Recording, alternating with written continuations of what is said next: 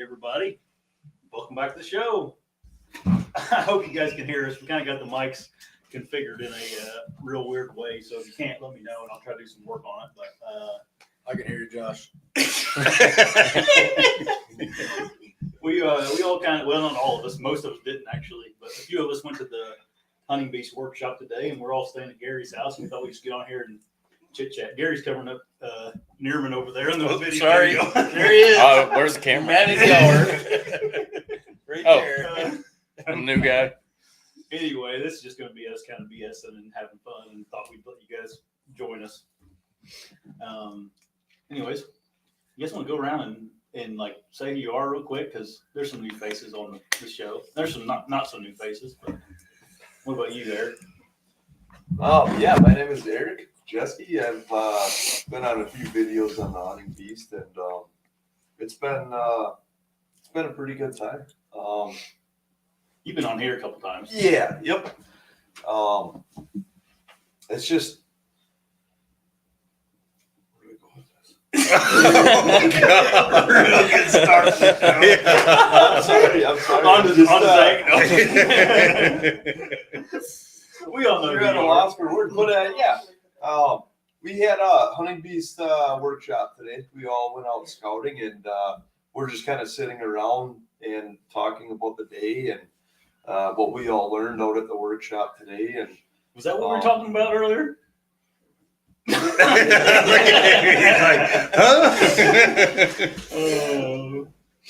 Just kidding. Anyway, good to have you back. Great And intro. Zank's been on too. He's usually in this house is when he's on. Yep, Brad, Zank. That's about it. Ninja. Ninja, I guess. Yeah, owner of the company, Sergeant Water. Right. Or the water sergeant. Yeah, Water Sergeant. Look me up on Google. Running a special on salt. Running a special on salt. If you need some, we were talking about running a promo code on this show tonight. 10% off. Anybody uses the code. Put the kids to bed. All right. Hey, what's your name, guys?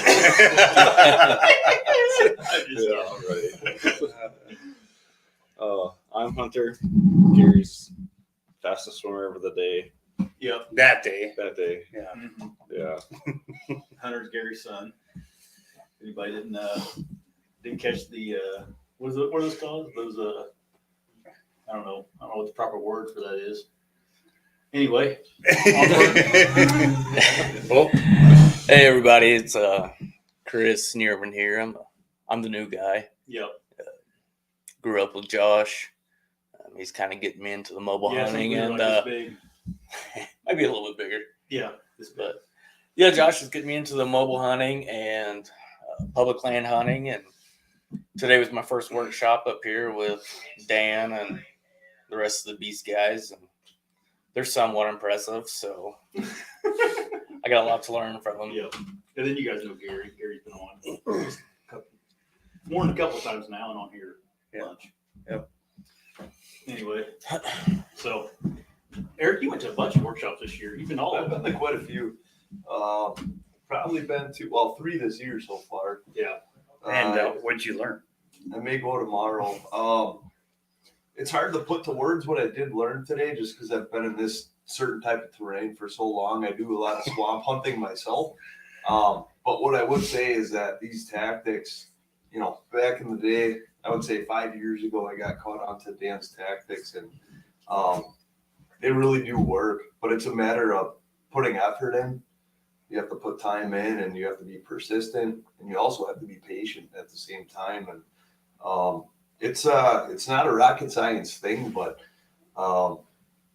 you really do have to be after it. You have to be ambitious about it, and You gotta want the it. tactics really do work. You really Gotta have to want want it, and that's truthfully like anything in life. You have to fight for it. But ever since I found Dan's tactics, things have really changed for myself from a deer hunting perspective. I'm with you, bro. It's true. Jesus. Yeah. Dan at the end of the workshop asked everybody what they learned, And I've been on so many of them now, the same exact it's little routes. So it's a little hard to answer that question sometimes, but I think me and you both were just like kind of had the same answer. Right. But it's fun though. I do learn every time you go to the woods with Dan. He says something that's just like not that you didn't know it, but it just like it reminds you of certain things that I need to work on. And a lot of times too, when you're hitting new terrain, that's Yeah. when you're seeing a different situation and something new comes up that maybe you didn't think about, whatever. And honestly, a lot of the times too, it's something that could be pretty obvious, but until you hear it from somebody like Dan, Yeah. and it really sticks out to you. But when you're hunting different types of terrain and it just really you grow as a hunter. I mean, you Yeah. see all kinds of different situations, and so that's a lot of fun in itself. But Yeah. And Hunter, this was your first year kind of like diving into the hardcore public and it was kind of a tough year. Yeah. Last year I seen 10, 12 deer every sit, and this year I seen only probably 15 deer total, and I was out there every weekend, every morning, every night, yeah. and trying different spots, ping ponging around. And my dad put me on a spot, and it was heavy pressure, heavy hunting pressure. I walked in on three guys. Three guys. Yeah.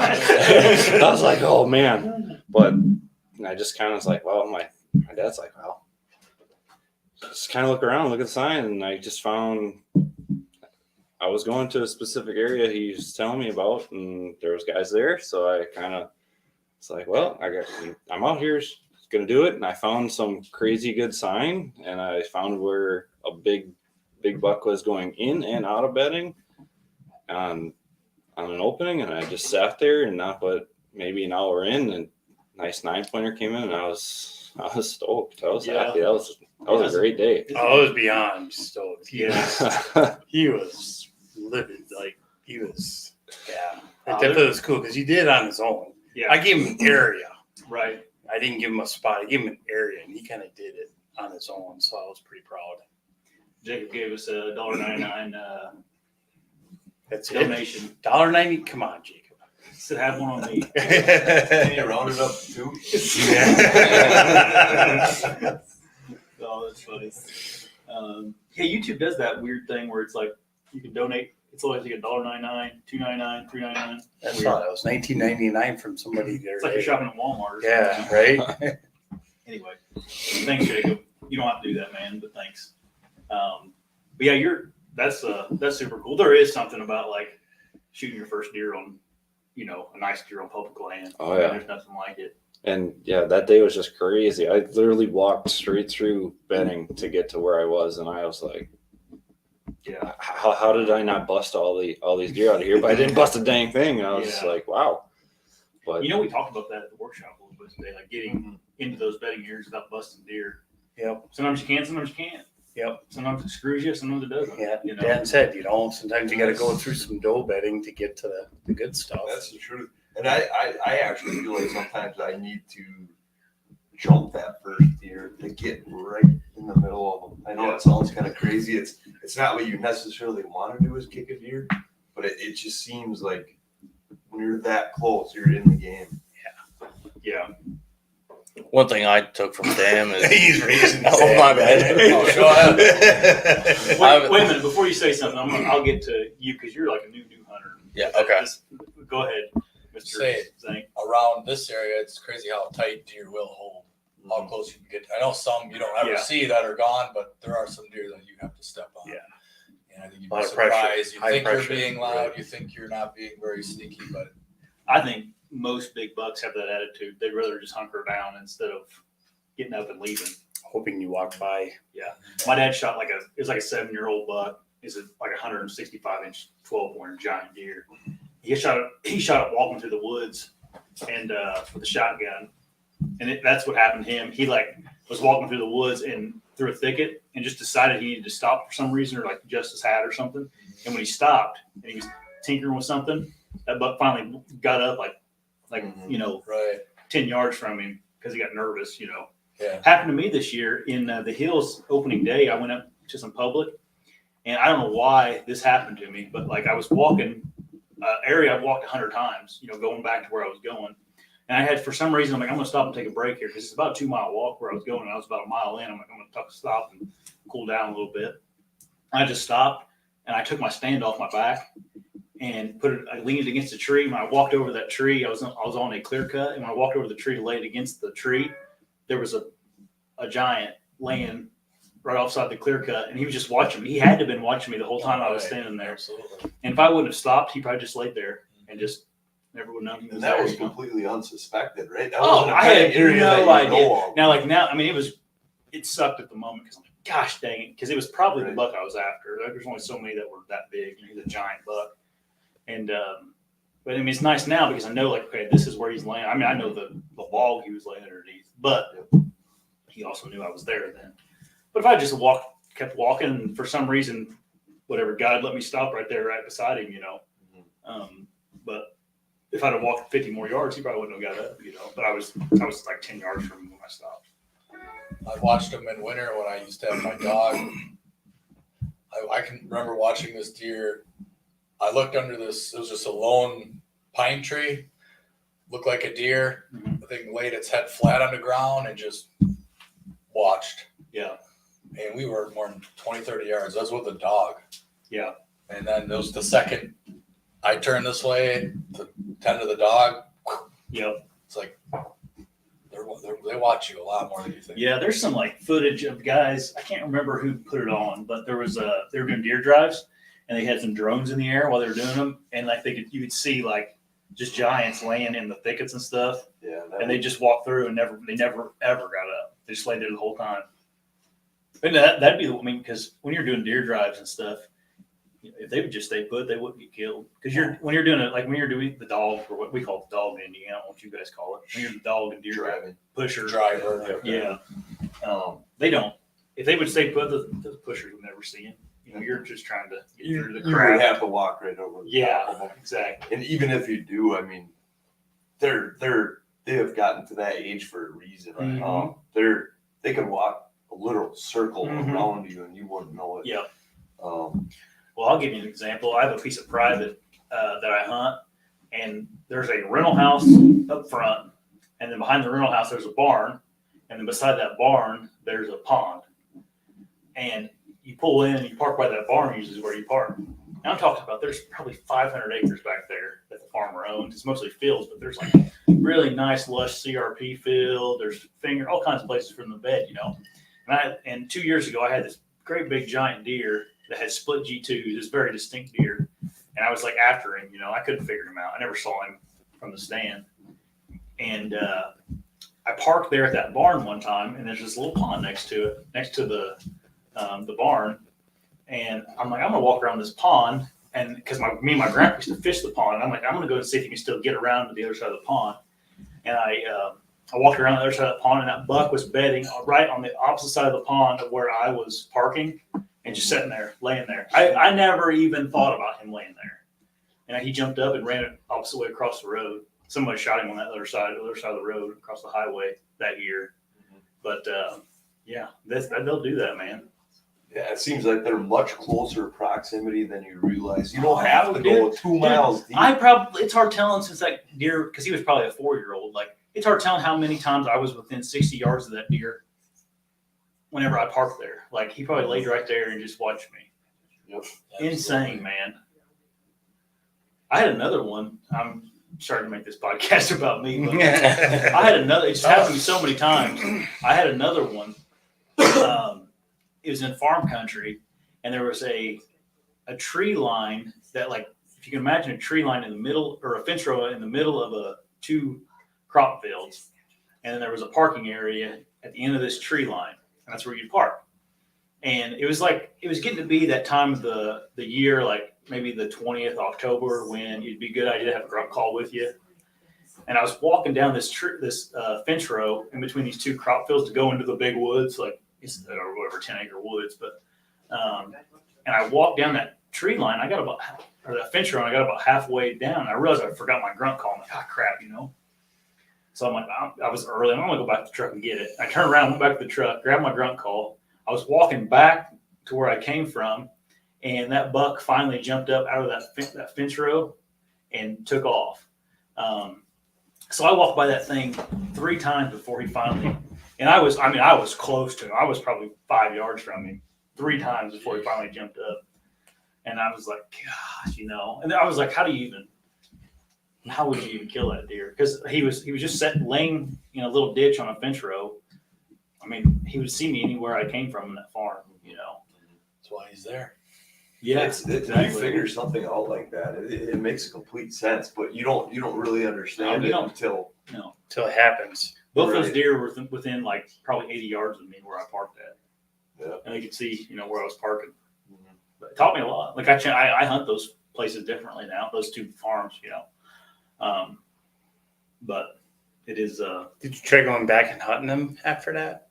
Yeah, man, I think so. This was a long time ago. Like this was kind of before I was smart about deer, You only knew Yeah. then what you know now. Well, again, it was like almost like I don't know what I'd done anyway. Like I couldn't have not. I'd had to come in from a place that I can't access. Like Or I don't gun have season, maybe, to get a chance. Yeah. At it, Yeah.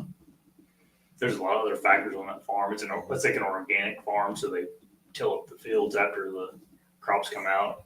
So it's kind of a ghost town there after the crops come out anyway, because there's no food. there's a lot that can change between that and Yeah. gone. So that's a cool looking hat you got there. Why don't you tell me about that? This one? Yeah. Yeah, Zeke Outdoors gave me this today. Yeah, that's a pretty nice hat. Yeah, it was awesome. Zeke was there. He's on tonight. I think Zeke's dad's on tonight. I think Zeke's sleeping. That Hopefully he's dry.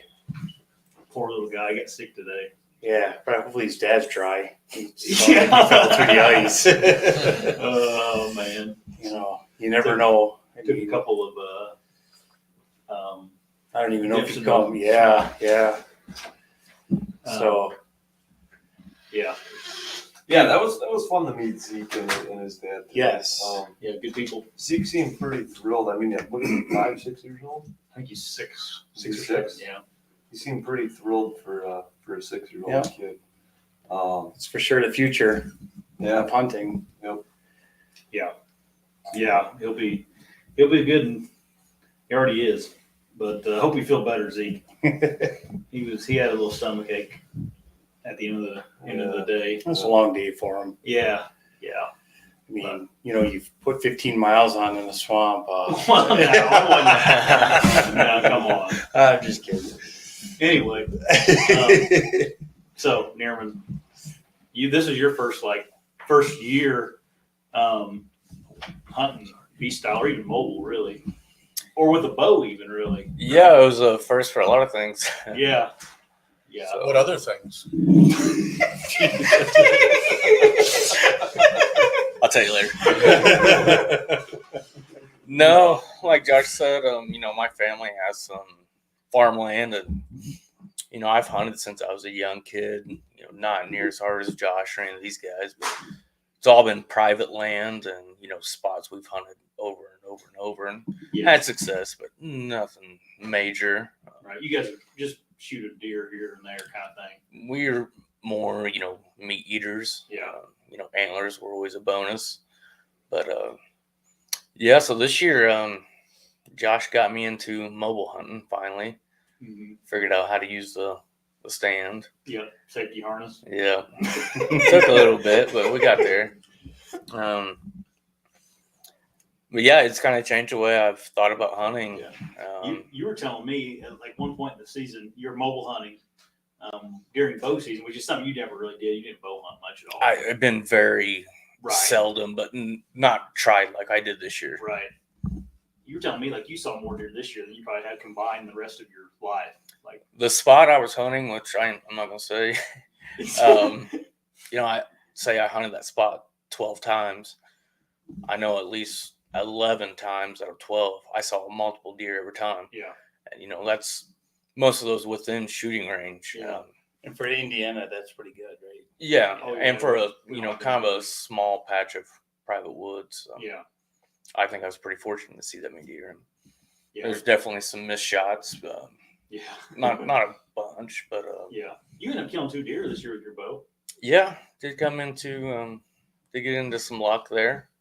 Yeah. You shot one, an antlerless deer. Yeah, about the size of my German Shepherd. It happens, man. It's no big deal. Yeah, but can you talk about a little bit? And you brought this up a couple times today.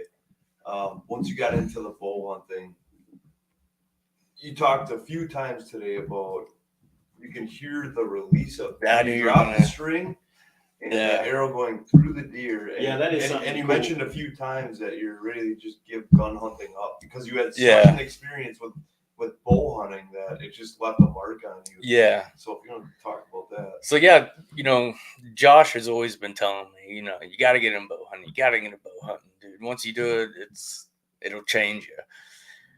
And I started doing it, and it was a little bit frustrating. I did practice and stuff, but I wasn't real confident in myself.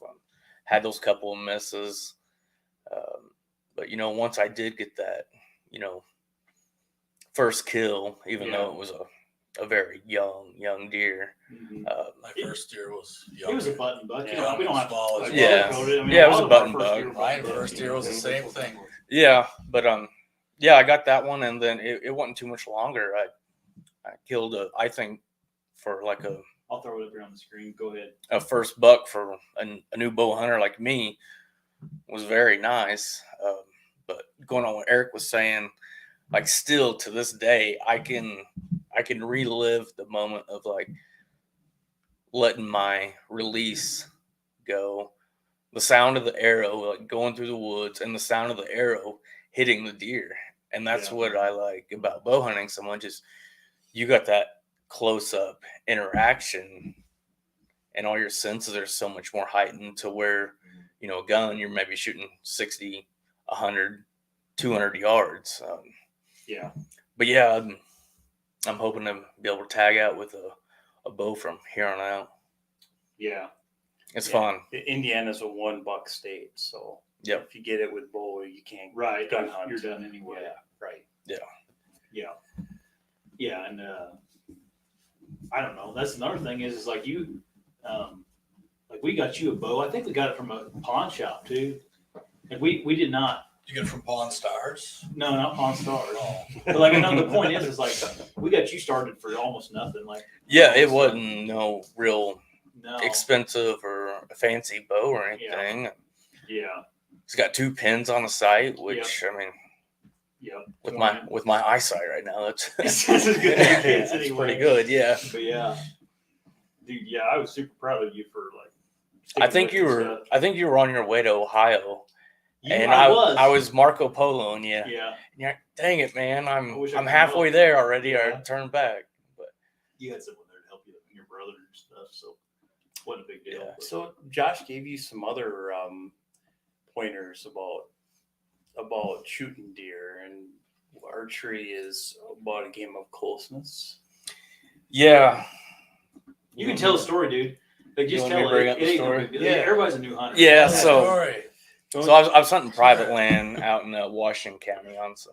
You weren't supposed to tell people that. Well, Washington County's big enough. Yeah. If anybody wants to go hunt this spot, No, good no. luck. I've I've never never killed. killed- Give me a hard I've never time. killed a deer out of this woods. So Yeah, We also be trespassing because your family's far. yeah, there's cameras everywhere. Cameras everywhere. You had to throw that in there. But yeah, I was hunting this spot. And I've just kind of been, I just drawn to seeing a few deer every year, every couple days on camera, and I was just dedicated to killing one out of this Yeah. little makeshift corner blind I had. And one day, kind of early season, a doe and 2 fawns walked out, and that's the first time like me bow hunting I've seen deer like Yeah. clearly, like Yeah. open. Where you had a clear shot at it. Yeah. And like I could stand up Yeah. and I could draw back, and they're just standing there broadside. They look a lot closer than they were. Right. Just the excitement of Yeah. having that first opportunity. That was an open field too, so they always Yeah, run it was closer just than an they really open are. bean field that Yeah. was already harvested. And long story short, the shot was a little bit far. Yeah. I did hit the deer, Yeah. but I hit the It was a ground. ricochet. I hit the ground first and then Yeah. hit it. bounced up into But the deer. You probably didn't hurt the deer. It probably no, Yeah. no, I found like a couple drops of blood. Yeah. But then going back to Gary's I point, mean, it still sucks. It's not like I'm not giving you an excuse. It's still like yeah. it sucks. But going back to what Gary was saying, You Josh. you called me and told me the story. I kind of had to like give you a little like lecture about it. Yeah. Actually, as a friend. Yeah, Josh said, bow hunting is not, how far of a shot you can make on deer. Yeah. It's how close you can get to make a good ethical shot. Yeah. That's perfect. And That sums it all up. It's a game of inches. I've never, my grandpa and my dad, brother all hunt, but not really like Right. this type of Serious, hunting. yeah. Beast hunting or anything like that. That really stuck with me with what you said. You went on that year and you killed 2 deer right in a row then. Yeah, and I mean, there was times I had shots, but I was like, it's like 35 yards. I'm not that good of a shot yet. Like, just hang on. Yeah. It's like anything in life. It just takes persistence, and I mean, you really have to stay at it. You have to know your boundaries, and it's Yeah, and you would call me or whatever after, and you're like, dude, I had it at it was like 27 yards, but it just wasn't quite right. I wanted to shoot so bad. It's like it takes discipline to not Yeah. shoot sometimes, especially when you're new and you're excited. yeah. And it goes both ways. Some people have a hard time like getting an arrow off, and some people get them off too much. Yeah, too easy. Yeah. Make bad shots. Yeah. Yeah. But yeah, you should be. That's pretty awesome. Yeah, man. I showed everybody the duty shot. It was a nice one, dude. Yeah. For your first buck with a bow, dude. Yeah. That's a nice Tough one. to beat that one next year. Yeah. Yeah. Yeah. I'll just go wherever Josh takes me. It's a good start. He takes you on your family Yeah. farm, right? We've been bouncing around some public lately. Me and you have just scouting around and stuff. Went to a couple areas I've never been before with me and you. Delaney? We found some good stuff too. Yeah. Yeah. That's another thing I'm excited about with public land. Like, I've never scouted public land. My private land, we just go, okay, we know there's a deer trail here. Let's find a decent tree that, you got a shot and hope one comes through. Yeah. There's not a lot of the strategy you guys all talk about, with like feeding, bedding, and that as much. So, Yeah. So, what did you think about the workshop today? Now, as a new bow hunter, it was good. Especially having a good amount of people there, hearing all their questions helped. It was different terrain than what I have around home, but even that being said, I mean, there were still things Dan said, I mean, that I think will relate to the terrain that I have back home. Yeah. We have a lot of farm country and hill country. Yeah. Which I have never taken you to these. We do have some swamps in southern Indiana. I just haven't taken you there yet to kind of show you. And I will sometime. But mostly, I mean, it's hard to find. there's good no swamp. deer in southern Indiana. So Right. just, don't waste your time. Right. Exactly. Anyway, but yeah. Was the workshop what you expected or not? Like, what did you think about it coming? I know you probably didn't know, but Yeah, it was kind of par for the course of we know what I expected. yeah, you were super excited to come. Yeah. You were even like, you got some food poisoning the day we were going to come. And you were like, oh, dude, Thanks, Here we go. Jalen, if you're listening. Yeah, the day before, my stomach was all tore up. yeah, I was like, man, I want to go. But, Yeah. it was kind of what I expected. I haven't been in terrain quite like that. The cattails and everything. marshes. Yeah. Yeah. What's nice about the marshes though is like it almost is like a cheat code for new hunters. Like you can just see everything there. Well, like Dan mentioned when he was talking about the cattails, like out there, Yeah. you can pull up on your map and see the trails. Yeah. Like Yeah. That's what he was talking about. Yeah. That's what. I pulled up my maps there and I was like, holy cow, Yeah. this is where they are. Yeah. Or this is, where You they could go. probably see the trails we walked on. You could actually make out buck bedding just looking at an aerial map. Yeah. I mean, you can see. Sometimes it kind of looks like a wheel, Yeah. a spoke wheel. But you can pick out spots in the middle of the cattails sometimes where those bucks will lay down, Mm-hmm.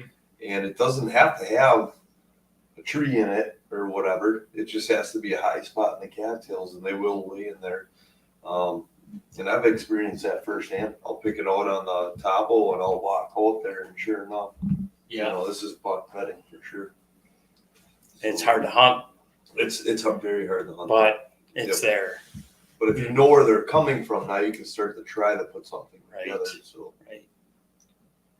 Yeah. Yeah, I kind of feel that the swamp hunting is, like you said, almost once you get through Dan's workshop, you can almost predict it. Yeah. Almost. You still need boots on the ground, but it's more predictable than hill country for sure. I feel. Oh, yeah. you know, and I have to say too, the biggest thing that I always see people take away from Dan's workshop is how close you can actually get. And we had this discussion a little bit already, but I'm just saying how close you can actually get to these deer bedding. You can get that close in marshes of salt hill country. It's sometimes hard to get that close. Yeah. Right. But the concepts are the same though. Like you still have to you got to think about where these deer's laying and how can I get as close to him as possible. To get shot at him during late. And to be honest, you don't learn this until you're actually kicking those deer out, those bucks out that you're trying to hunt. Yeah. It takes a few times to kick them out to understand what exactly is going on. Right. And I think something else that like we get asked so much is about food for deer. Like what are they eating now? And man, it honestly just doesn't matter that much, you know. I mean, they're going to be in certain areas certain times of year because of food. Yep. But it's like they could be eating anything. It's like you got to know where they're bedding this time of year.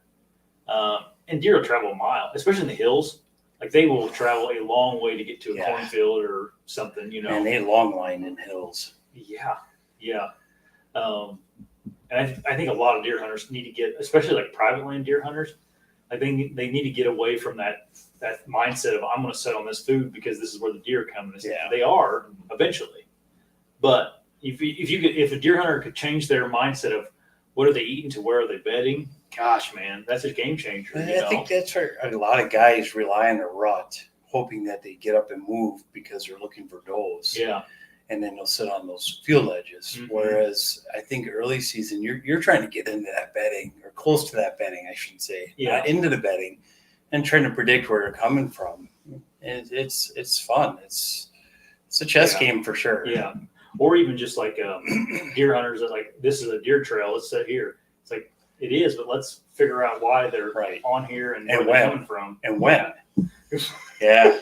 I mean, that was me. Yeah. Today was perfect example at the workshop on the island that Dan took us out to. And he talks about this. The last spot we went to. Yeah, those deer will go 2 to 3 miles to find the egg. And he said it today. What time do you think they'll be getting to that egg?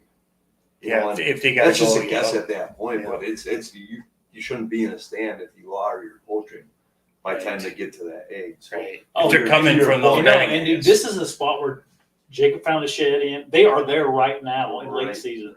So where it's like because a lot of people have this like, and it's true. It is true sometimes. Like in late season, they do bed close to food sometimes. But like right now, there is no food within a mile of that place. Really, not like a cornfield or whatever people typically hunt over, or bean field during late season. Like egg. And Dan found a shed in there last year or this year deer season during hunting. He found a shed in that spot. Yep. And so it's just like, dude, they'll bed wherever they have to, you know. That's what's nice about the workshops. He really does open your eyes to other things too, you know, besides sitting on field edges and all that. Yeah. I think, you know, bucks have different personalities, and that's what makes some of them big. They don't follow the rules of, okay, I'm going to this cornfield, 15 minutes before dark, and I'm going to start eating. You know, that's why these bucks got big. They're not following the typical rules a 2.5-year-old would follow. Something else. You hunt them different. Yeah. When I started like falling dead pretty hardcore, like back probably 10 to 8 years ago, however long it was, it's like like how people like they think deer stay in between roads. Yeah. You know what I mean? Yeah. Dan is like a master of like thinking outside this box, like literal a road box. Yeah. Like I've noticed that with him is like there's a cornfield over here, and they may cross a road here and go this way. And like, he's really good at like putting those things together.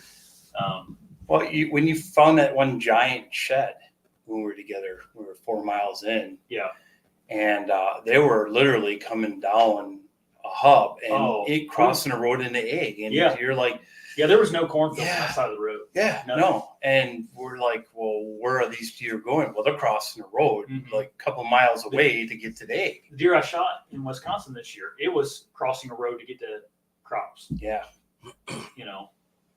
That was something that I probably learned from Dan too. Was like quit being so narrow minded about where deer, what their limitations are. Like they're going to cross these roads. Well, and you do. I mean, you take a look at like Onyx or something, right? And you see these property boundaries. You see public versus private, and you start to kind of train yourself into believing that these deer almost have the same mindset. Yeah. From public to private. Yeah. I mean, you do start to believe that at some point. You always kind of have to remind yourself that the deer do not see that terrain the same way you're looking at it on a map. Yeah. Just because you're legal to hunt this public versus that private that's right across the border. In that first spot Dan took us to was an overlooked spot near a road. That was coming off. I mean, he never went in there to find the bedding because they were coming off some private land, but he did his work and would see him coming off there. And it's just crazy. Yeah, where was it the Rome Legend he shot there, I think. Yeah. That's just crazy that who would ever thunk that these deer were that close or that big buck was that close to the road. That's crazy. He sat there that night, he killed that thing and like watched cars come in the parking lot and walk down the man trail going back there, Yeah. And that deer was bedding 50 yards from that man trail. And to see it, to actually see, you hear about these things, you hear his stories, but to actually go there and see it is worth every penny. I mean, just to be able to picture it, he shows you exactly how he hunted it, and it's just worth it in itself. Like what you gained by going to these workshops is just years and years of learning the hard way. That's what I kind of feel Dan did. Yeah. He learned the hard way. There was nobody out there saying this is the way it is. It really makes it easy for a lot of us. Yeah. Right? There was no we went YouTube. to Dan's workshops. Yeah. And Dan has put all this time into figuring this out. And Dan always says one thing that always kind of sticks out to me. He always says that he was never taught how to hunt. To me, I was taught to hunt in a box blind every year. Yeah. In the same blind. And I would sit there when the gun opened for a few days, and if you didn't see the buck, your chance is gone. And Dan talks about this, that he was not taught that way. He just was a freelancer, and he just went out there on his own and figured it out. And he always talks about how that he attributes that to his success because he wasn't taught. I don't want to call it the wrong way to hunt, but he wasn't taught these habits about how everybody else hunts. He just went in there and dove in and just did his own thing. And he had a wide open platform to just hunt and try to figure this out. But there was a gentleman there today. I don't remember his name, but we were talking because I had. I just got really bad. We're at camp. I can do that. This is my 39th year hunting. Yeah. And he said to me, because since I've done that workshop, I shot 5 of the biggest bucks in my career. Yeah. Well, not career, but my hunting past. And he says to me, well, you have that past already of hunting. Like you've learned how to hunt and then now you're putting his stuff. I said, honestly, I'd rather have not had that past because I have all these bad habits that I'm trying to kick now in order to hunt beast style. And sometimes that's actually harder than the kids now who are able, or people like you who can just be like, hey man, this is beast style. This is beast style. This is what I'm going to learn. This is what I'm going to know. There wasn't YouTube when I was young. Right. So And There my was- dad was a meat hunter also, so There I wasn't kind of whenever I was growing up. I was just fortunate to have my dad and my Yeah. cousins were all good hunters. well, yeah, good Yeah. hunters. Or trophy hunters is kind of a crappy Right. word for it, but Right. now none of them took it as like as far as I did, but Yeah. they were all holding off for a bigger buck, and they all shot big bucks. Yeah, your dad shot a monster. That thing is. My cousins killed a bunch of big bucks. My uncles killed some big bucks. I mean, they've all killed big bucks. So I grew up around that. My grandpa was the only one that was like, "That's dumb," Yeah, you should talk about that story. You should tell that story. That was a great story. Which one? The one where you didn't shoot at a deer. And Yeah. You know. So my grandpa, and then like you got to remember, like I don't know, this isn't all legal, like what he was doing back then, but it also wasn't like illegal, I guess. There's just a lot of like they won't care, go ahead, kind of permissions. But me and my grandpa were hunting one day, and I had killed a buck during bow season. I was probably 13 or 14, young enough for my grandpa to drive me around, And we went hunting that morning during shotgun season, and we were driving home, and we got. And looking back, we probably did have permission on this ground. I mean, my grandpa probably knew the guy, but Oh shit! I don't know. It doesn't matter. Yeah, It is what it his is. grandpa's I wouldn't gone, change so, it. yeah. I wouldn't change it for the world. But we almost got to my grandpa's house, and this little 7-pointer ran across the road in front of us, and my grandpa said he was limping. He looked healthy as a freaking racehorse to me, and he slammed on the brakes, and he's like, "That deer was limping." He goes, "Get out there and walk and follow it and see if you can shoot it." And I was like, "I don't have a deer, I don't have a buck tag, Grandpa." He's like, "We'll find one for it," which is illegal in Indiana. Don't do that, And as I'm walking, chasing this buck, I'm not shooting this thing. I don't want to get in trouble for this. So I was walking, kind of following this buck, and it was in the next county. Like this deer running full board across this road. Deer running across county. Yeah, right. Well, I was walking through this field and along this tree line, and I look up, and there's a herd of does running to me, like from another. Well, this is gun season, so deer run everywhere, And the deer run up to me, 20 yards. I could have shot one of them, no problem. So for one, in my mind, I'm like, I don't want to shoot this buck that I don't have a tag for. For two, I don't know whose property I'm exactly on, And so I just let the does go. And my grandpa was sitting in the truck from the road watching me do all this. And dude, I've never had my grandpa yell at me before. But whenever I got back to the truck, he was like, "If I ever see you pass another deer like that again," he was like, chewing me out. He's like, "We need to find a tag for that buck." And I'm like, "All right, Grandpa." So I grew up with a little bit of that. But I mean, he was just like, it was different times back then. Like, he had a bunch of kids. That's how they got food. He coon hunted for money. It was like a way of making ends meet back then. It wasn't like we weren't out there freaking. It was for subsistence. Yeah, we weren't passing. This deer is only 130, so I'm not going to shoot him. It was like, I mean, the biggest deer my grandpa killed was, this. And I think that comes from meat hunting because my dad too. The biggest buck he ever shot was a little basket rack. Yeah, because he shoot the first doe that come through. Yeah, and my grandpa he didn't bow hunt because that was not efficient. Like that's track it and all that weird stuff. Yeah. I mean, he was like, I'll do it in gun season. I'll fill my tags. And like my grandma was like, tell my wife, like, if you think Josh hunts a lot, like you ought to marry his grandpa. Like, it was like, if he wasn't deer hunting, he was coon hunting, or he was rabbit hunting, or he was trapping, whatever, everything, So, I guess I get it honestly, but it's just funny, man. Like those different generations are so different. And you grew up with an old man that was like that, Yep. It was just like, how can we kill him? Yep.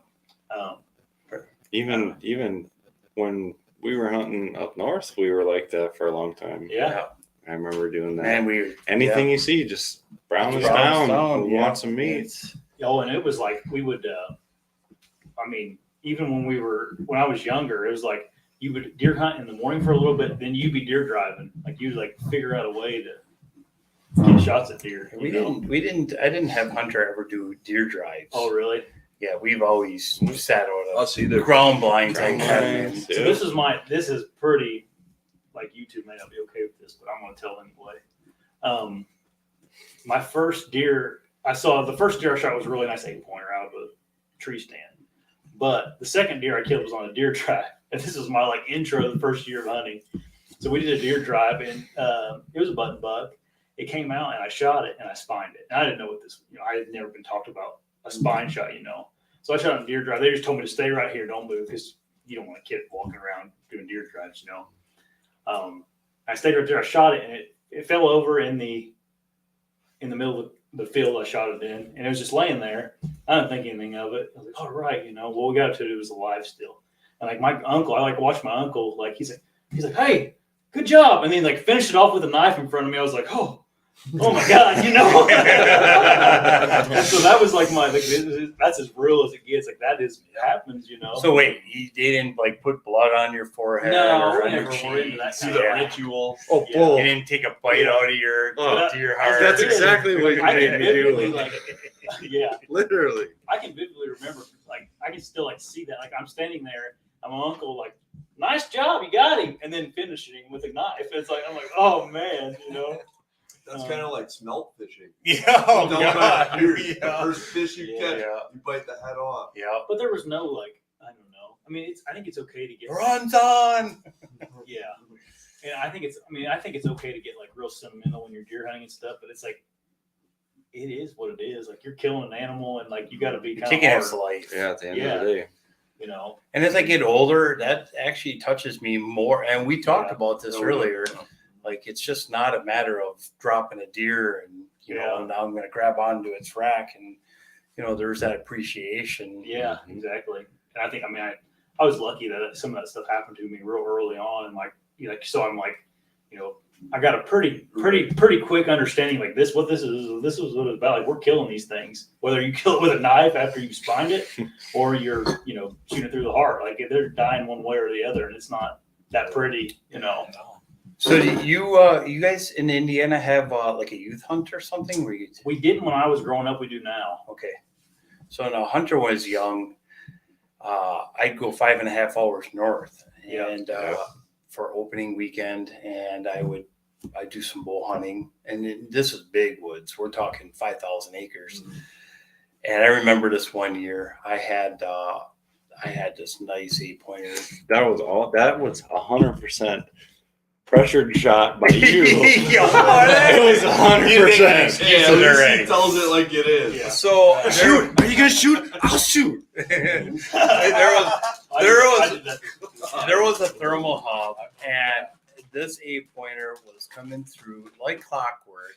And I'm like, all right, well, I'm gonna take him there, and we'll try to get a shot at him with the 30-30 for youth season. And I get him there, and we're sitting there that first morning, and it's getting laid out. It's legal shooting. Barely. And here he comes, just like clockwork, coming back to his bed. And I'm like, okay, there he is. Where, Dad? I can't see him. Good. He's right in front of us. Like he's literally 30 yards in front of us. I'm like, how the heck does this kid not see him? I have a scope 30-30. I mean, I was just like, are you going to shoot?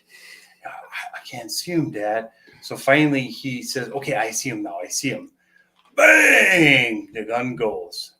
And I'm like, all right, as the deer's running away. So we wait a little while. We go over there. I see no blood. I see no hair.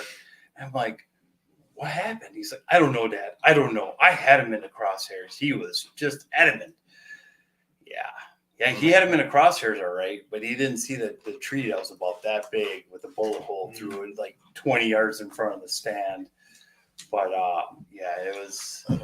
Well, like honestly, how do you see when you're that close and you're shooting a 3 to 9 power scope? Do you really see those things anymore? No. I mean, Make sure you No, put it at but 3. Right? pressured Sight it shot. like that. Yeah, pressured shot. 5 more yards, I think, probably be on the wall. Excuses. I did that. I did that this year.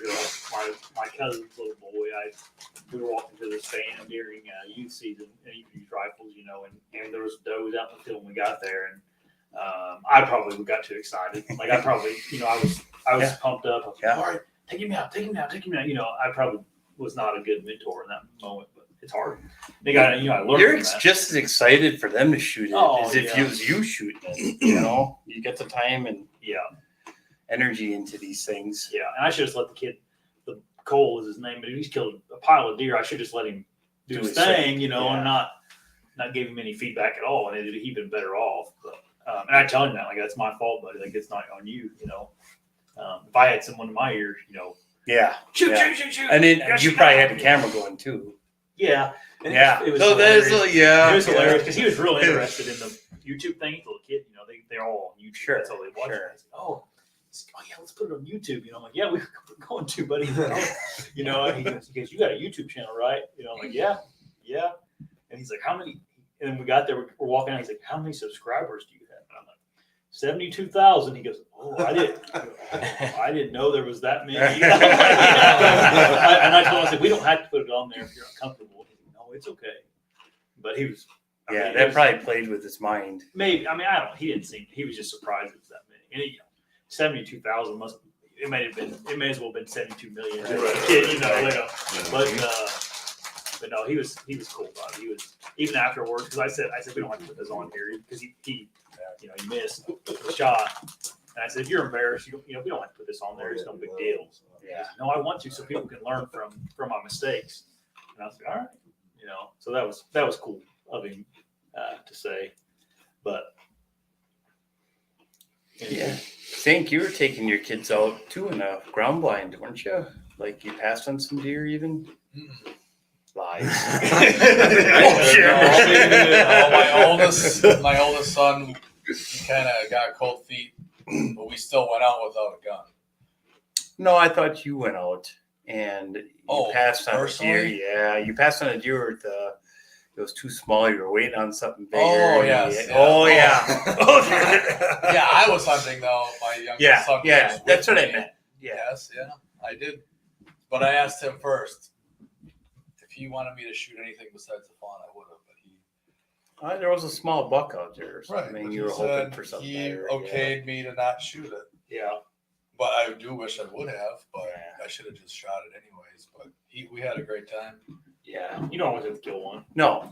Usually kids just think it's cool to be out there, you know. Right. It was just circumstantial thing. I had like 4 does in the field. Little buck comes out, and I'm thinking, all right, we're gonna get a good show. It was like early November or something. Yeah. Oh, this is gonna be great. He's gonna Yeah. be hooked. Yeah. This buck's gonna chase them all around this field. This is gonna be great. Well, he chased them all right out of the field and Didn't see me. Yeah, that was it. never came back. He's No, like, he didn't. shoot, I should have just I shot was that like, yeah, one. hindsight, I definitely would have dumped at least the doe right away. But If you known they weren't going to hang around. Right. Yeah. and it was That time of year, if you got does out there, usually it'll pull something good in. You know? That's what it was so early. I was like, oh, this is gonna be But- amazing. Yeah. Your son loved it though. He had a great time. Yeah, then we had a fawn run like 10 yards away from us. You know, it picked us up like right there. Yeah. And just froze for like Yeah. a minute. So he's shell shocked. He's like, wow, that was so cool. Yeah. So he's gonna be youth hunting this year, Awesome. Oh, that's 2023. So he's How old do you have to be in Wisconsin to youth hunt? 0. Oh, okay. Zero, you got to at least be born. You have to wouldn't be you born, think? that's Born all. yesterday. Yeah. But my son will be 8. So Yeah. you gotta, in my opinion, you gotta wait till they can handle a firearm. and Sure. stuff. So we've been Every kid's different. Right, yeah. Maybe he won't end up doing it, but that's the plan. Yeah. Yeah. I shot my first deer when I was 9, so that's, you know. Yeah, I'm thinking 308, you know. I'm kidding.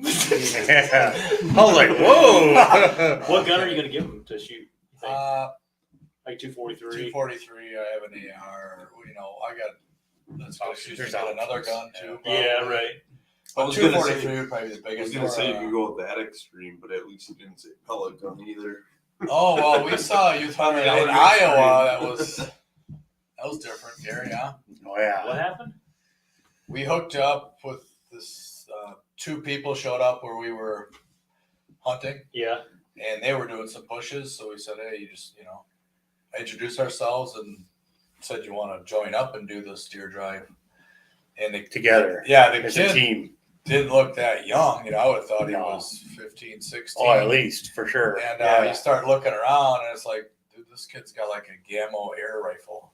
No way. Yeah, for It's real. like, oh, we're trying to teach him how to hunt, but we won't let him use a real gun yet. We're kind of like, oh. Yeah, and the kid was Really? perfectly capable, and I just maybe He seemed like a good kid. I Yeah. have nothing against the kid. It was just a very unusual it just so happened we were going to drive this creek bottom, and the dad and the son were going to kind of go in there too at the same time. Actually, we were parked there first, and then they kind of pulled up. Rat We're race like, for organizing. yeah, so we're like, hey man, do you want to join in? We'll post you and your son up, and it worked out real good. Other than the fact that there was no deer.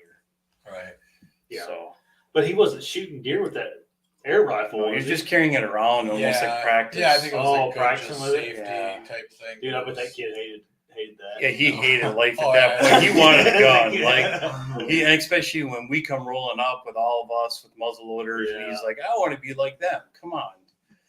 I was thinking about that. I think that a lot. Like, dude, that first deer I shot, I was in a summit bike where I climbed up by myself in the dark and killed that deer by myself at 9. And it's like, I don't That's know. pretty good. Times are just different. I mean, my dad was like he was in the area, he could see me and stuff. But I just like times are so different now than even when I was young. You were the same way, I guarantee it. Go driving off by yourself. Yeah. Oh, Yeah. I used to walk to school alone. Holy cow, believe that. Oh, Kids used to do that. Yeah. is it Yeah, uphill it's two just- ways or? Oh, it was just a normal walk, but Yeah. I mean, I wouldn't dream of letting my kid walk to Yeah, school. well, Which when is I- just crazy. yeah. I mean, I don't live where that's possible either, but Yeah, you're out. you You're just out ran the country. neighborhood. Yeah. Though when I was Yeah. growing up, And that tree, like I shot that when I was 9 out of that tree.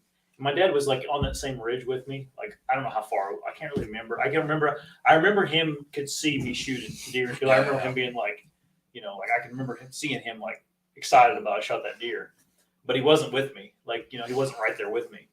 But when I was 10, the next season, when I was 10 years old, my dad was not even in the area when I shot the next deer. Like I shot another buck in that same area when I was 10, and like my dad was, he was on the His same thing, property, yeah. but he was gone,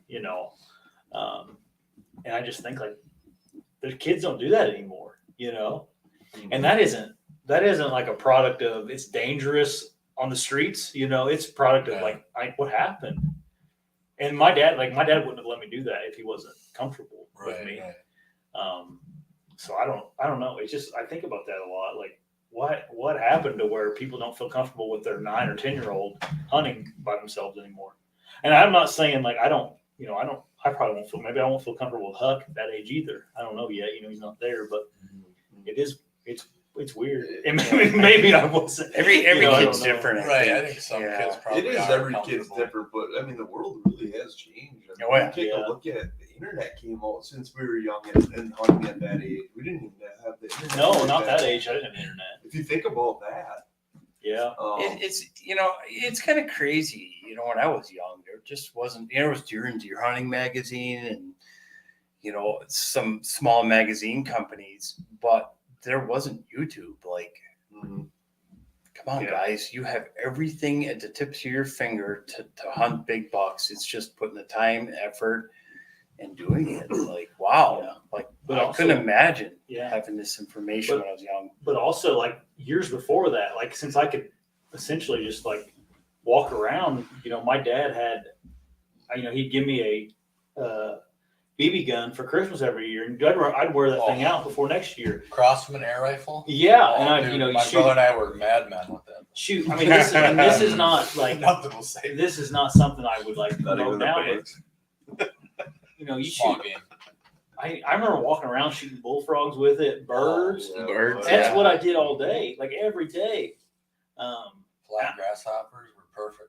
Yeah, all that Land stuff, right all through it, that yeah. stupid stuff. You try to shoot a squirrel, but you never did. I don't know why, but like that was years before even when I started shooting a 20 gauge smooth barrel slug gun. Right. When I started hunting, and I don't know if kids do that anymore. And maybe that's why I was so ready to be when I was 9. I was ready to be in a tree stand by myself with a gun because for 3 or 4 years before that, I was walking around my backyard shooting See, we're frogs and freaking birds. We're pretty lucky here because Plymouth has a trap shooting Yeah. club, and you can letter in it here. So I had Hunter and my daughter; they were both in it. And they were Yeah. shooting state trap shooting. So, they've always handled guns, both my daughter and my son, and I was kind of lucky that way. It's expensive, I'll say that, but Even before that. these kids, they grew up knowing how to use guns. So Yeah. that poor soul that gets my daughter mad. You know. Yeah. But Global says kids learn from doing dangerous things carefully. That's a Jordan Peterson quote. Global. That's where you heard that from. He said he heard that from the past. Yeah. That's right. I don't know. Maybe we just were allowed to do more dangerous things. I have a little different theory. Say- here we go. Yeah. Well, This like will be for interesting. me, my dad really wasn't around. So. Yeah. You know what I mean? But he trusted us too, you know, Yeah. because if he found out we were doing something wrong, I mean, You were in that trouble. wasn't going to go unnoticed. So I think we had to be kind of responsible, Yeah. you know what I mean? And we didn't have the hovering, Yeah.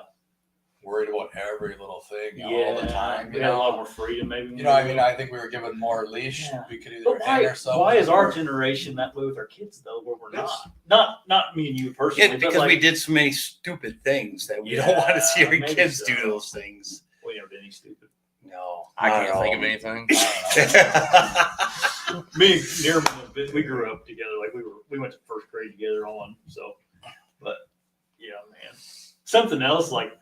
So my son is really into his little remote control or his battery powered tractor, and like Oh, yeah. ramping it and Love it. stuff. You know, That's the one he rides, He's right? like, oh, Yeah, right, not remote wheels. control, but it's No, it's actually- it's electric or Yep. with a battery Yep. powered. Oh, Yeah, and I was like, brought up to my, oh, we got to get him a dirt bike, you know. And she's like, no, well, he's not getting a dirt bike. I'm like, I had, oh crap, I think I got my first little four-wheeler when I was 3 and drove it around, you know. That was a huge part of me and your life. Oh, dude, like yeah, that was a gigantic part because we lived in the country, not too far from each other, Mm-hmm. and you could ride legal on the road, you know. And Good. Oh God. dude, listen to this story. This is not a Oh. story. So when I was what grade did I move away? 7th grade. I moved to Northern Indiana. I don't know if we should say this. It's fine. It's a good story. Look, your So, face is really red. Yeah, Right? Yeah. And this is a 100% true story on God. Like he did this. He lived in Southern Indiana where I You grew guys up, might not know this. and I live in Northern Indiana. It's about a 3-hour car drive to how far away I moved from my friends. You know, growing up. It's on 7th grade.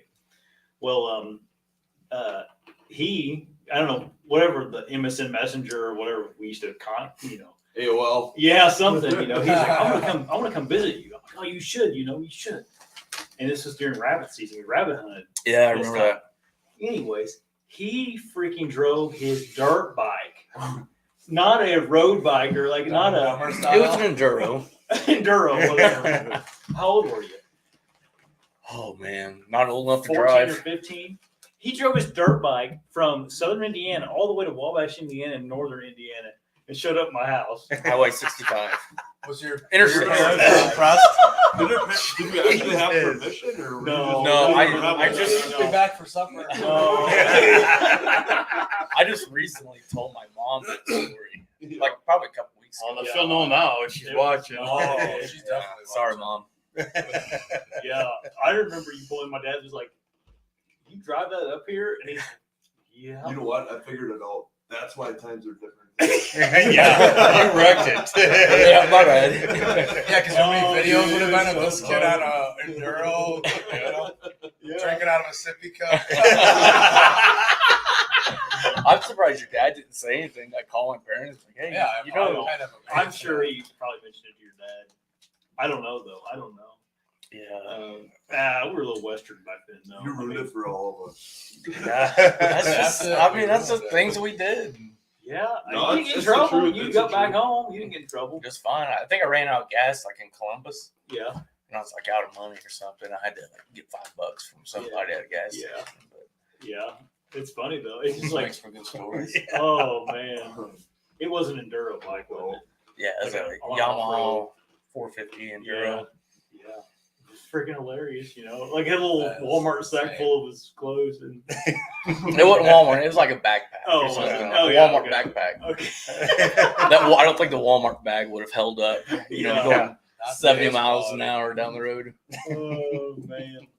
Good times, man. We killed a bunch of rabbits that trip too. I used to have beagle dogs. I used to have 2 beagles run rabbits, but Oh, It would be funny if your dad would have gave him gas money to drive. We'll have to ask him about that next time we go there. yeah, he'll remember that. He's like, all right, safe driving. Yeah, I don't want to get caught with you. Man. Yeah. You got any good ones about Josh? I was always the one that would kind of talk sense into people. Yeah, Josh kind of kept us in line Yeah. for Well, the best he could. Yeah. When I left, everything kind of went to hell. Yeah. I moved away from them like in 7th grade. Then I moved back, but my dad got a promotion at work and we had to move. But yeah. So you never rode on the wild side. Oh yeah, no, we did. Oh yeah, all the time. But just kept her, under Within 90, reason. Yeah. Yeah. We were like we never died, or no one of us did die. Clint, our buddy Clint, he got hurt a few times. He was the one that always kind of. I bet you Maddie could tell some stories about you. I don't know. Man. Oh, I Josh don't know. was a pretty responsible Yeah. young I'm kid. sure there was a Yeah. time or two. We were. I mean, I was in. I've been into hunting since I was little, but we were really into baseball growing up too. We were big baseball people, and then 4-wheelers and dirt bikes. We rode a lot of 4-wheelers and dirt bikes. Mhm. But my dad was into dirt bikes too. He raced motocross and My dad rode, and I mean, not like that, but yeah, just something. My uncles used to race in motocross in Oklahoma. Yeah, we'd all go like probably 20 guys. We'd go on 4-wheeler rides. Like we'd all pack up and go to the Badlands, what's called Indiana. It's Attica. Indiana has a riding park we'd go to every year. A couple Our times. dads would all just push us to one up each other, Yeah, climb bigger hills. you can make it. Listen, Yeah.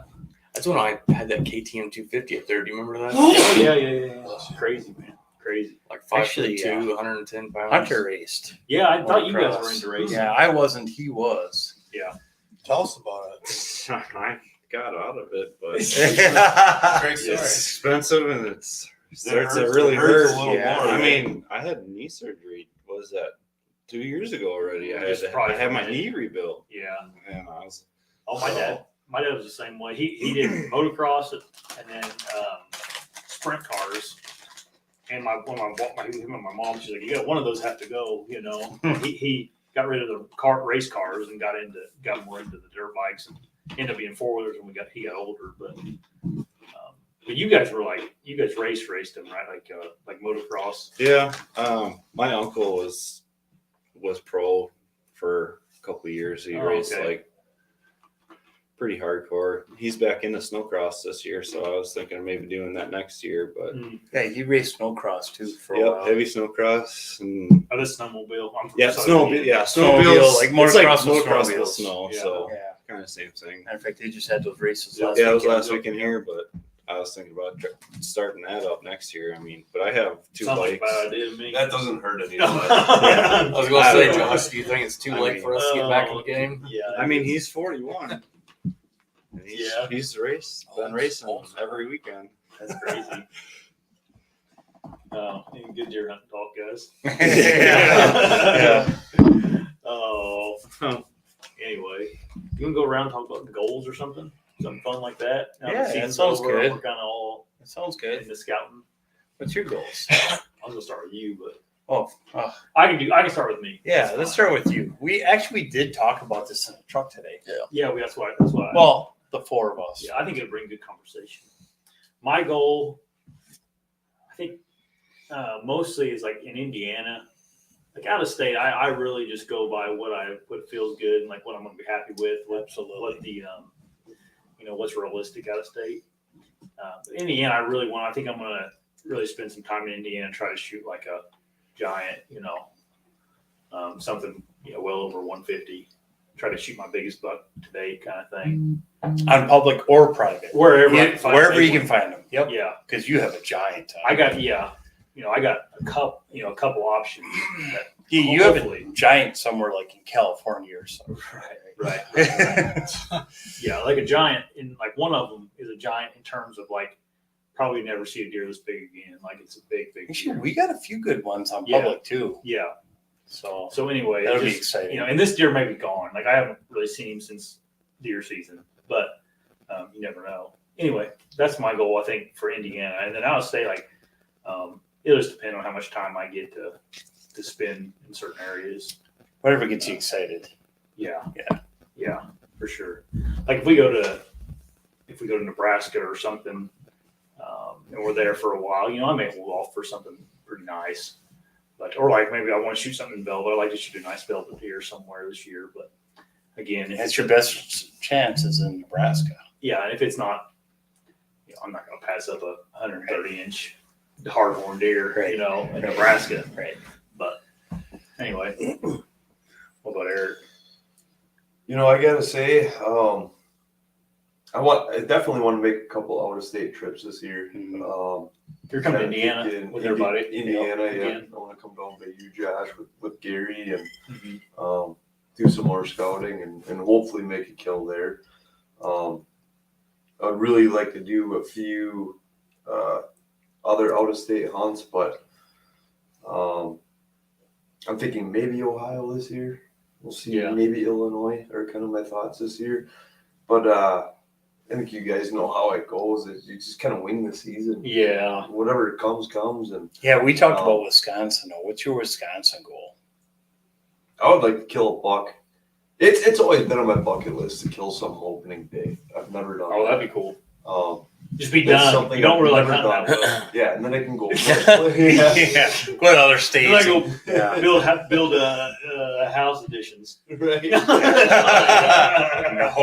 That's not working. But and honestly, maybe this sounds cheesy, but I just want to have a blast doing it. Yeah. Truthfully, Yeah. We've already and I had a always blast. do, and that's why I Yep. do this. But that's why I'm back doing it again because Yeah. I always have fun going out chasing Dude, deer. I can't wait Truthfully. till opening week here just to come and do something like this again. You know, it's so much fun. And, you know, we've done some scouting. We probably put on, 30, 40 miles now. Yeah. And just laugh, have a good time, Yep. watch. You drink your monsters and pee like 300 times. Try to cross creeks. Yeah. Oh, yeah. Yeah. You know. Maybe that'll make the beast sometime. That video. Short. We're trying to have our short game on these. I noticed Rick said something about me finishing this bag. I Think I'll haven't probably been finish reading, this I haven't bag. been reading the comments real quick. I'm sorry, everybody. Yeah. Zink, how about you?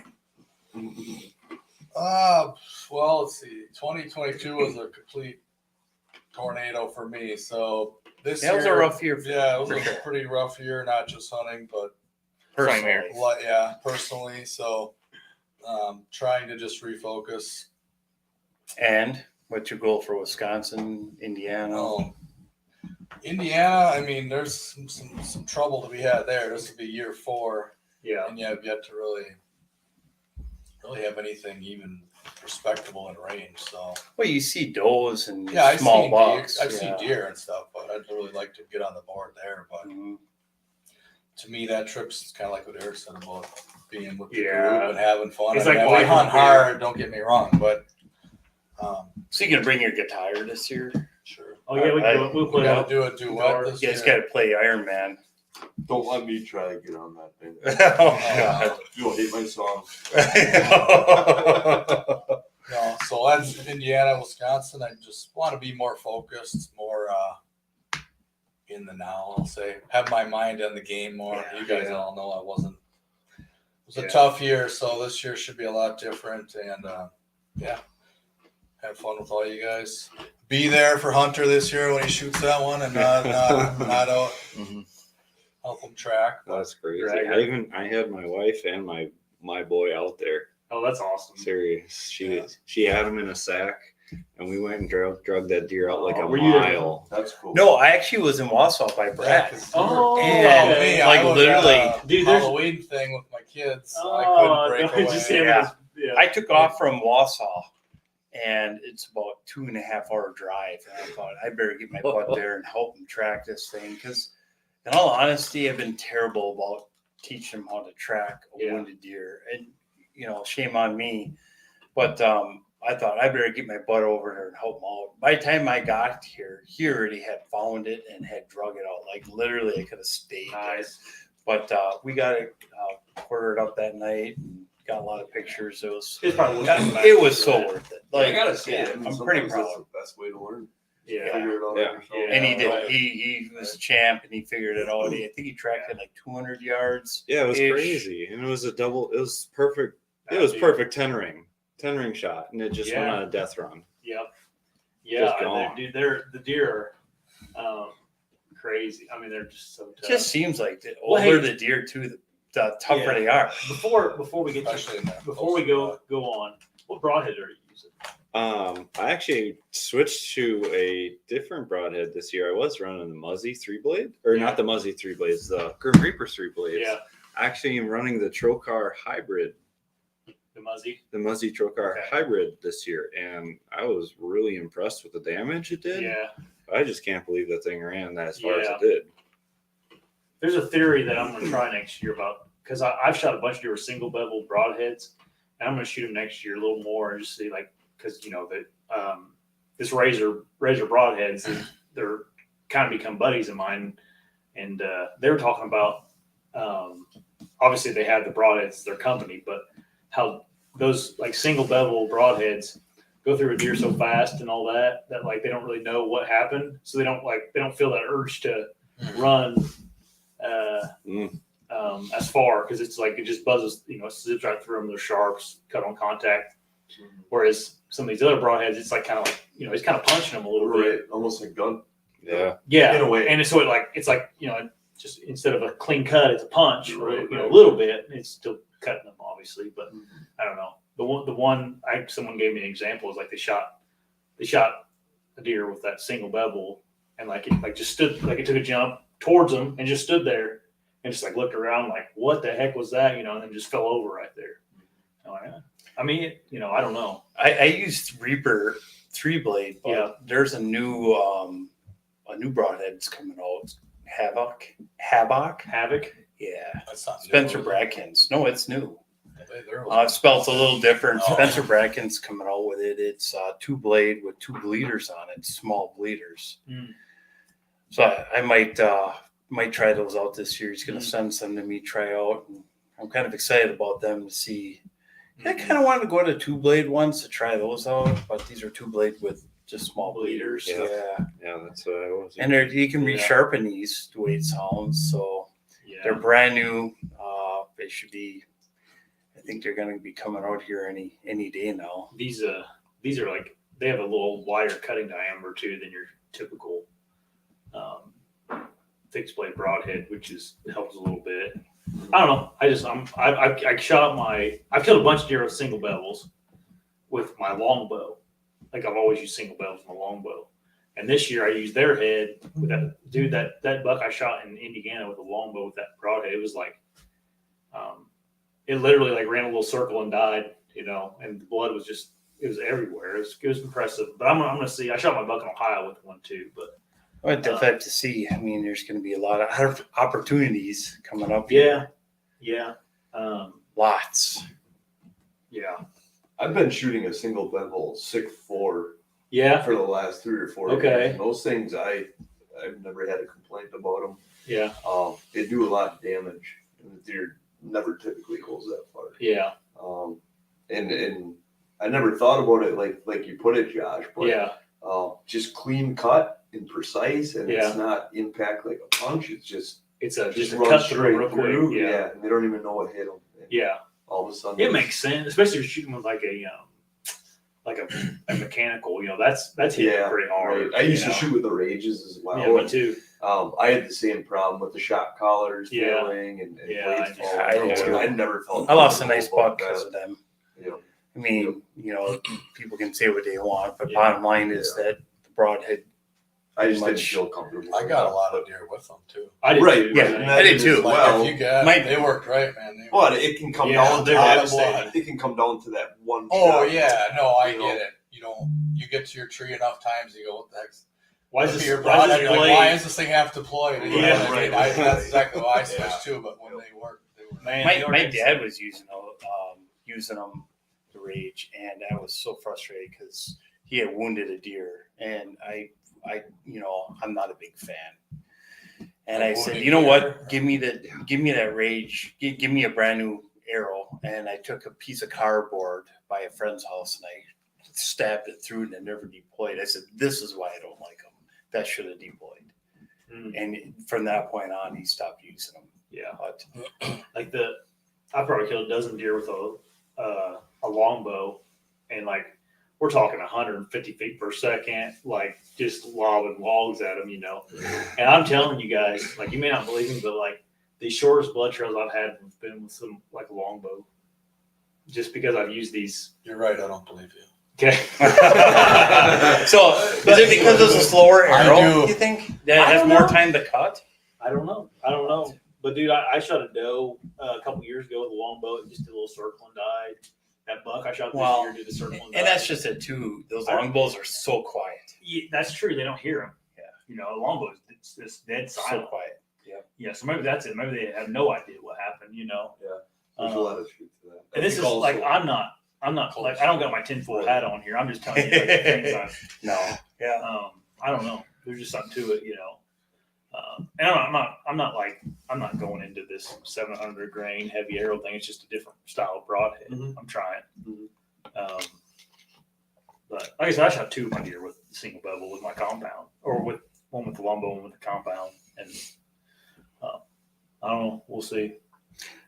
Hunter's near goals. miss. No, we didn't get to Get hunter's 100 goals. goals. Yeah. Oh. Besides motocross. Or Yeah. Yeah. Snowmobile.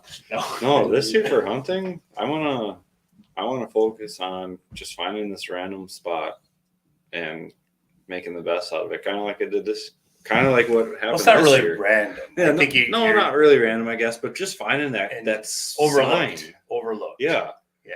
Like I guess I ran into 3 guys. They were all within 150 yards of me. I mean, it's just kind of You found, chaotic how you that found the worked. spot where the deer were. Yeah. Yeah, but I want to do that this year again. Try and find something like that, and I'd like to. I'm definitely gonna hold out for something well into the 120s. I would be pretty happy. That's a realistic goal. Yeah. For a weekend warrior. Yeah. Mm-hmm. What about you, Nerman? Well, I think on the way here we talked about this. Yeah, I on think the you said truck. 300 inch, right? Not quite, but Nerman's going for a booner. I think I did put a number on it. I don't know what it was, but looking back on that, I don't think that was a good goal for someone as new as me in bow hunting and, on public land, hopefully.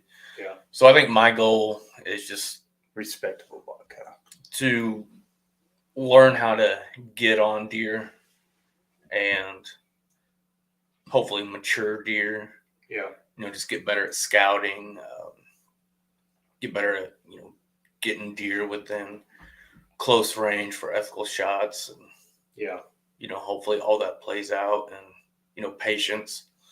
Then hopefully that mature deer shows up. I don't need a 150 inch deer or anything. Yeah. I mean, that'd be great, but Yeah, public land's a whole different monster. yeah, For sure. And we did talk about this, and it's so hard to actually set a goal for yourself as far as inches, right? Right. Yeah. You don't really make that decision until that deer comes walking in, and that's when you decide if you want to shoot that or not. Yeah. Because typically it's not your target buck showing up in front of you. It's just not normally how it Right. And works. this isn't. It's not as easy as Swiss cheese. It ain't monster bucks where you're watching them cross 300-yard open field. It's like there's a deer. Right, you got to There's put the yourself. rack. I am doing it or I'm not. Yeah. I got right. You have here a to split shoot. second to make that decision. Well, none of us are hunting like farms where these deer live, Yeah. like, all the time. Right, to so where, that like, means you might have your sight set on 150, but Yeah. I had this, 125 looks real good. conversation with Cody Hoon Yeah. in, public land hunters or Yeah. public land whitetails, whatever. But he's like, this is my goal. But if, let's say, a buck that's close to that goal comes through, yeah, I'm going to shoot it, but it may not meet my goal, but I'll still be happy as heck with it. Yeah. So let's say he shoots some just giants. So he's like, I'd like 150 inch. Yeah. I'm not going to pass 147 inch. Yeah. But yeah, It takes some real discipline to get to that point. That, in your that guy has discipline, And the man. thing He is. You have to pass that 147 inch to shoot 160 Yeah, or you 170. do, for sure. Right? And You I- do. yeah. You do. But you also let that 147 inch go, and that 160 might not show Yeah. up. Yeah. You And know, that's so what it's ended up both sides of happening. the coin. And that's what ended up happening to him this year. He didn't fill his tag in Iowa, but man, he let some Yeah. dandies go. Like Yeah. I don't know if I could do it. Especially when it gets later in the season, it's Yeah. like, okay, More the tempting. chances Oh, I've of heard- something else happening are You know. getting lower and lower. And like this, like, cause there's certain my cousin is a big buck hunter. Like he doesn't kill anything but big deer. My dad's to this way also, but it's like they just don't shoot deer this year. It's okay with him.